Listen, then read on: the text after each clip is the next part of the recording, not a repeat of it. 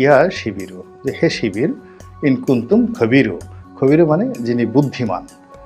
খবির শব্দের অর্থ যার যথেষ্ট বুদ্ধি রয়েছে এবং যিনি কৌশল জানেন। তো কাজেই শিবির যে যাই বলুক না কেন, আমার দৃষ্টিতে যে এই কাজটি মানে ইনকুন্তুম, ইনকুন্তুম মানে আমি সাক্ষ্য দিচ্ছি।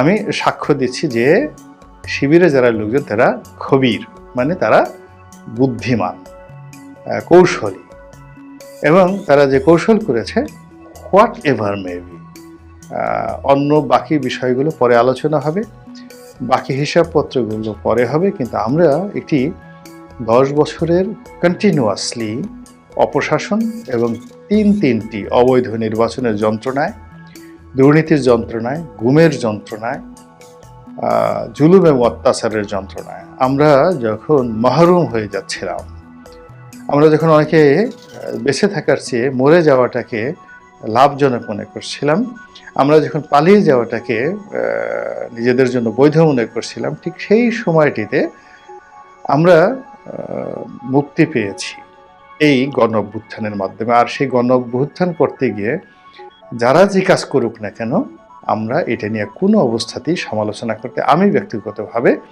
রাজি নই। যে কোনো মন্দ কাজকে মন্দ কাজ দিয়ে প্রতিহত করতে হয়।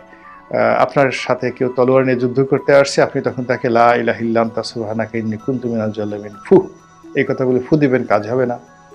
কিংবা একজন লোক আপনার কাছে আসছে একটা, যাকে বলা হয় কামান নিয়ে, আর আপনি তার সামনে তসবিহ টিপবেন, হবে না।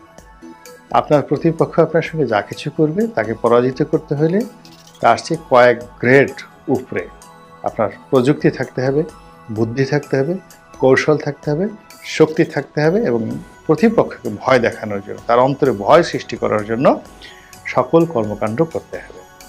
যে কাজগুলো আমরা অনেকেই পারিনি, কিন্তু শিবির হোক, খবির হোক, তারা এই যে ছাত্র আন্দোলনের এই চূড়ান্ত পর্বে তারা যে কর্মকাণ্ডগুলো করেছে, যার ফলে শেখ হাসিনার মনে এমন ভয় তৈরি হয়েছে যে তিনি পালাতে বাধ্য হয়েছে।